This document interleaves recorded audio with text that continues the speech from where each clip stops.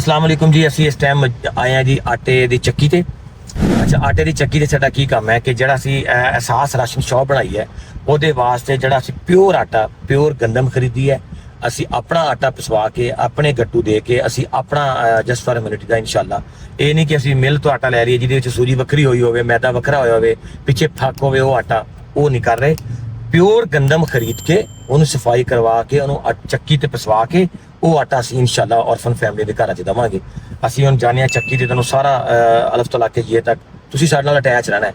ਸਾਡੇ ਨਾਲ ਅਟੈਚ ਰਹੋਗੇ ਤੁਹਾਨੂੰ ਮਜ਼ਾ ਆਏਗਾ ਕੰਮ ਦੇਖਣ ਦਾ ਕਿ ਕੋਈ ਇਨਸਾਨੀਅਤ ਵਾਸਤੇ ਬੰਦਾ ਵਰਕ ਕਰ ਰਿਹਾ। ਹਾਂ, ਥੋੜਾ ਜ਼ਿਆਦਾ ਹੋ ਸਕਦਾ ਹੈ। ਅਸੀਂ ਇਹ ਨਹੀਂ ਕਹਿ ਸਕਦੇ ਕਿ ਅਸੀਂ 5000 ਫੈਮਲੀਆਂ ਨੂੰ ਸਪੋਰਟ ਕਰੀਏ। ਅਸੀਂ ਅਗਰ 200 ਫੈਮਲੀਆਂ ਨੂੰ ਸਪੋਰਟ ਵੀ ਕਰ ਰਹੇ ਹਾਂ, ਕਿਸੇ ਨਾ ਕਿਸੇ ਦੇ ਤਾਂ ਅਸੀਂ ਸਹਾਰਾ ਬਣ ਰਹੇ ਹਾਂ। ਅੱਲਾਹ ਤਾਲਾ ਕਬੂਲ ਕਰੇ ਉਹਨਾਂ ਲੋਕਾਂ ਦਾ ਜਿਹੜੇ ਲੋਕ ਮੈਨੂੰ ਇਸ ਕਾਬਲ ਸਮਝਦੇ ਨੇ, ਇਤਮਾਦ ਕਰਦੇ ਨੇ ਔਰ ਸਾਡੇ ਨਾਲ ਅਟੈਚ ਨੇ। ਡੋਨਰਸ ਬੇਸਿਕਲੀ ਜਿਹੜਾ ਤੁਹਾਡਾ ਡੋਨਰ ਹੁੰਦਾ ਨਾ, ਉਹ ਤੁਹਾਡਾ ਪਿੱਛੇ ਸਭ ਤੋਂ ਬੜੀ ਤੁਹਾਡੀ ਪਾਵਰ ਉਹ ਡੋਨਰ ਹੁੰਦੇ ਨੇ।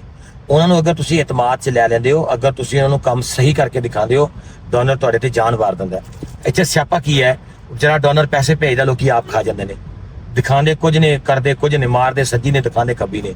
ਇਸ ਵਾਸਤੇ ਫਿਰ ਉਹ ਪਰੇਸ਼ਾਨ ਹੋ ਜਾਂਦਾ। ਉਹ ਕਹਿੰਦਾ ਕਿ ਪਾਕਿਸਤਾਨ ਸਕੈਮ ਹੁੰਦਾ। ਅਸੀਂ ਇਨਸ਼ਾਅੱਲਾ ਚੈਲੰਜ ਕਰਦੇ ਹਾਂ ਜੀ ਅੱਲਾਹ ਦੇ ਹੁਕਮ ਨਾਲ, ਜਿਹੜੇ ਲੋਕ ਸਾਡੇ ਨਾਲ ਅਟੈਚ ਨੇ ਔਰ ਜਿਤਨਾ ਕਮ ਰੇਟ ਦੇ ਤੇ ਮੈਂ ਕੰਮ ਕਰਕੇ ਦਿੰਦਾ। ਔਰ ਅਸੀਂ ਆਪਣੀ ਕੋਈ ਫਾਊਂਡੇਸ਼ਨ ਵਾਸਤੇ ਪੈਸੇ ਨਹੀਂ ਰੱਖਦੇ, ਕੋਈ ਅਸੀਂ ਆਪਣਾ ਬਜਟ ਨਹੀਂ ਵਿੱਚੋਂ ਕੱਢਦੇ। ਅਗਰ ਕਿਸੇ ਨੇ ਲੱਖ ਰੁਪਏ ਭੇਜੇ ਤੇ ਲੱਖ ਹੀ ਇਨਸ਼ਾਅੱਲਾ ਉਸ ਕੰਮ ਤੇ ਅਸੀਂ ਲਾਣੇ ਆ। ਜਿਤਨੇ ਦੋਸਤ ਬੈਠੇ ਨੇ ਜ਼ਰੂਰ ਵਿਜ਼ਿਟ ਕਰਨ ਜਸਟ ਫॉर ਹਿਊਮੈਨਿਟੀ ਦੇ ਜਿਹੜਾ ਫੇਸਬੁੱਕ ਪੇਜ ਹੈ। ਉਸ ਤੋਂ ਬਾਅਦ ਸਾਡੀ ਟਿਕਟੌਕ ਆਈਡੀ ਹੈ ਪ੍ਰਵੇਸ਼ ਜੱਟ 7 ਦੇ ਨਾਮ ਤੋਂ, ਪ੍ਰਵੇਸ਼ ਜੱਟ 777 ਦੇ ਨਾਮ ਤੋਂ 2 ਆਈਡੀਆਂ ਨੇਗੀਆਂ। ਇੱਕ ਤੇ ਤਕਰੀਬਨ 5.5 ਲੱਖ ਫਾਲੋਅਰ ਨੇ, ਇੱਕ ਤੇ ਤਕਰੀਬਨ 40,000 ਫਾਲੋਅਰ ਨੇ। ਮੈਂ ਆਪਣੇ ਤਮਾਮ ਵੀਰਾਂ ਨੂੰ, ਭਾਈਆਂ ਨੂੰ ਜਿਹੜੇ ਓਵਰਸੀਜ਼ ਪਾਕਿਸਤਾਨੀ ਨੇ ਦੇਖਣਗੇ, ਅਹਿਸਾਸ ਰਾਸ਼ਨ ਸ਼ਾਪ ਦੇ ਕੰਮ ਵਾਸਤੇ ਸਾਡਾ ਸਾਥ ਦੇਵੋ। ਅਸੀਂ ਤੁਹਾਡੇ ਭੇਜੇ ਹੋਏ ਪੈਸੇ ਔਰਫਨ ਫੈਮਲੀਆਂ ਦੇ ਵਿੱਚ ਇਨਸ਼ਾਅੱਲਾ ਬਹੁਤ ਅੱਛੇ ਔਰ ਬਹੁਤ ਅਹਿਸਨ ਤਰੀਕੇ ਨਾਲ ਲਗਾਵਾਂਗੇ।